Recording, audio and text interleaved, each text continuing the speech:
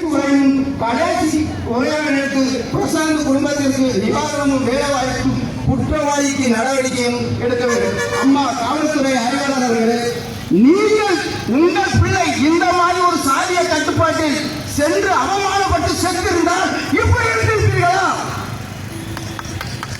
தயவு செய்து நீங்கள் தாய்மாரி நடந்து கொள்ளுங்கள். நாங்கள் எங்கள் புத்திர சோழம் என்னன்னு தெரியுமா உங்களுக்கு? பிள்ளை பிறக்கவே கஷ்டம். பிள்ளைய வளர்த்து அது இந்த காலத்தில் தூக்கி எரிஞ்சிட்டு அவன் செத்து வாழணுமா? தேவையில்லை எங்களுக்கு வாழ்க்கை.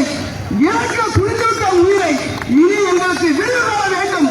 எத்தனை வண்ணாசாரி, எத்தனை சான்றிதழ் ஏன் பேசவே? டெல்லியில் இருக்க ஐயருக்கு தமிழ்நாட்டில் ஐயர் தானே கொடுக்க.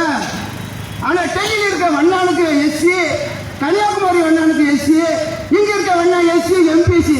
எத்தனை இரட்டு எங்களை பிரித்தாண்டு எங்கள் இன ஒற்றுமை சீர்குலைக்கும் அரசே விழித்துவிடு.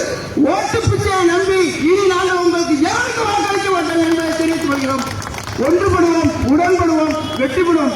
எங்கள் இன சொந்தத்துக்கு ஆதரவுக்கு வந்த அனைத்து சமுதாய பெரியவர்களுக்கும் தோழர்களுக்கும் நன்றி கூறி விடைபெறுகிறேன். தமிழ்நாடு வல்லாத முற்போக்கு சார்பாக.